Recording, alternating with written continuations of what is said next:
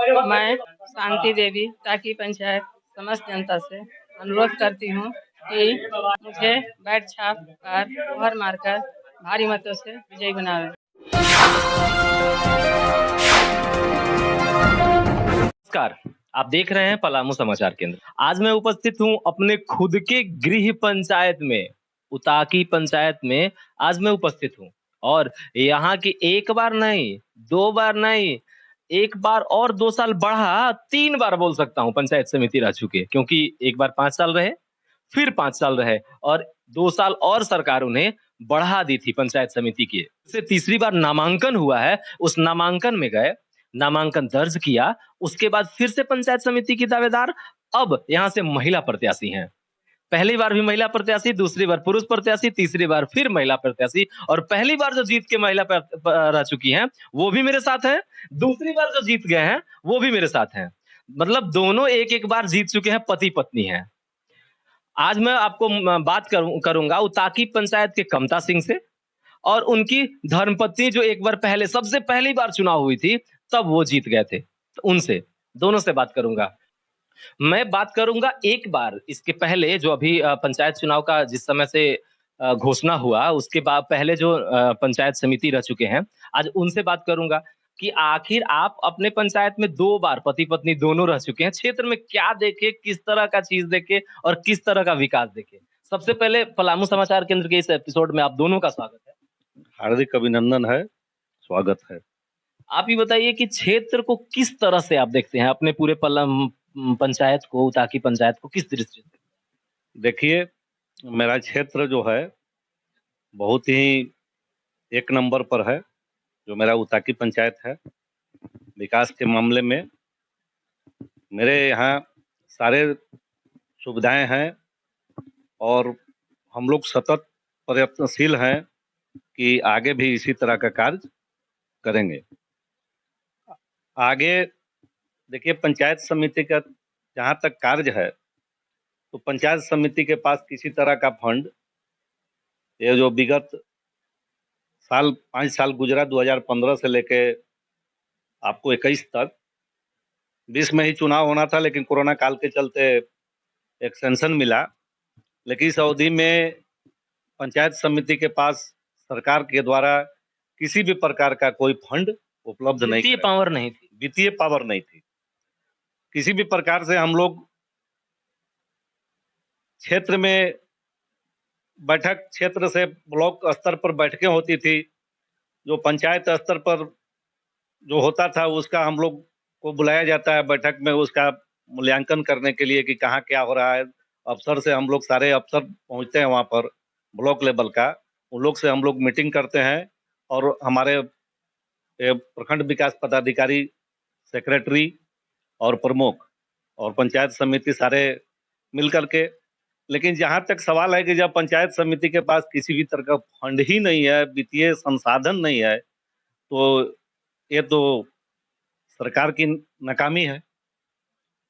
और अभी विगत जब हम लोग का अवधि समाप्त हुआ तो केंद्र के माध्यम से 15वें वित्त आयोग के अंतर्गत सीमित संसाधन मिला, जो कि आपको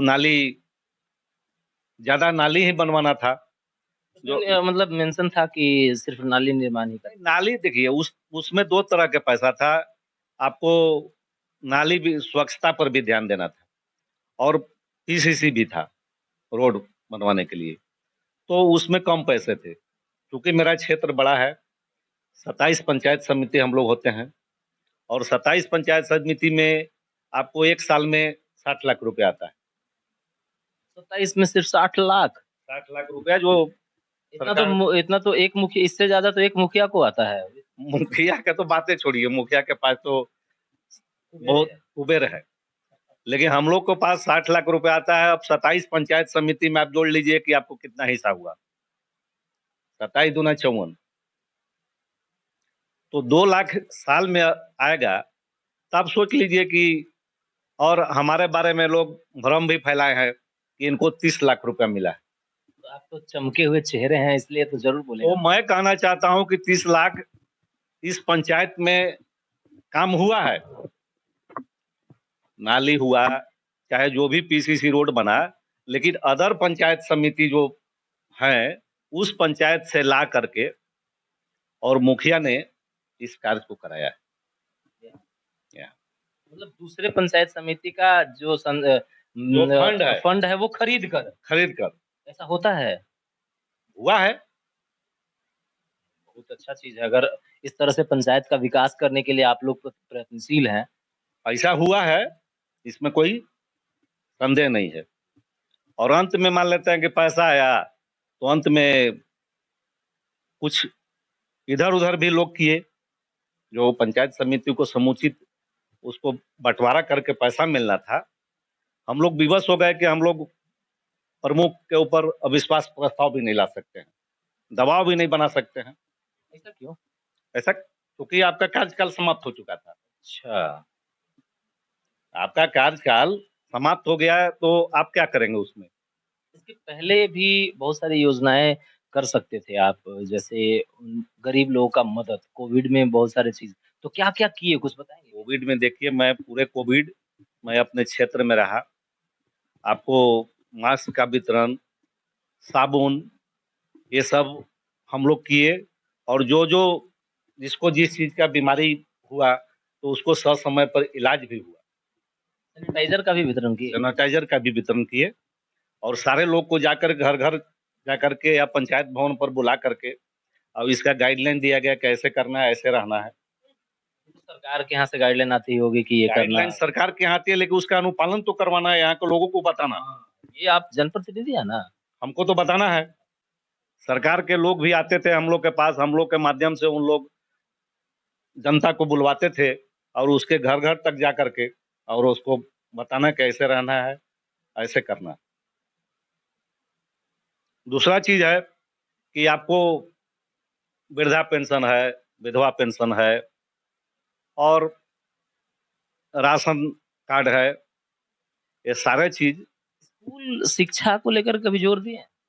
शिक्षा कर बहुत लोग स्कूल में भी 3-5 हो रहा है। स्कूल में आप देखिए, मेरे पंचायत का स्कूल जो है आपको अच्छे तरह से चल रहा है, गलत नहीं है। मैं किसी को नहीं कहूंगा कि गलत है, क्योंकि हमारे के यहाँ शिक्षक का घोर अभाव है। तो हर जगह भी दिख रहा है। मैंने हर जगह पूरे झारखंड में है, लेकिन बताइए कि हमारे पास 300 बच्चे हैं, टीचर 2 हैं। 150 क्या बच्चा को करेंगे? कहाँ से समझ? एक एचएम है, उनको मध्याह्न भोजन जो खिचड़ी है उसी का उनको मॉनिटरिंग करना है। सही बात।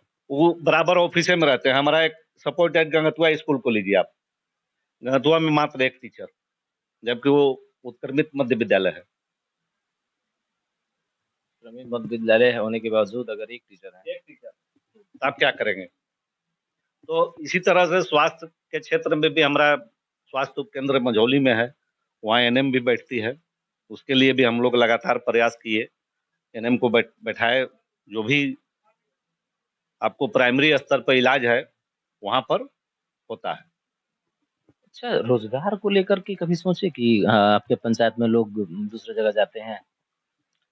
देखिए सर, रोजगार के बारे में तो पलायन तो पूरे झारखंड स्तर पर हो रहा है, फिर भी अपने पंचायत में तो सृजन लेकिन हम लोग रोजगार के अवसर के लिए हम लोग बहुत सा कार्य जो है यहाँ पर देने का काम किया कि आप लोग यहाँ पर काम करें और बाहर न जाएं। लेकिन फिर भी उन लोग को यहाँ पर पूरे 365 दिन का रोजगार नहीं मिलता। एक मनरेगा योजना है, उसमें लोग हैं, उसमें भी अभी का वो स्थिति है कि आपको मंडेज का पैसा जो है 5 महीना में मिलता है। क्या आप बताइए कि ये मजदूर क्या करेंगे 5 महीना में? अगर पैसा आज मैं काम किया और 5वां महीना हमारे खाते में पैसा है, इस स्थिति में हमारा मजदूर जो है वो बाल बच्चा को कैसे पढ़ाएंगे, वो खाना पीना कैसे खाएंगे?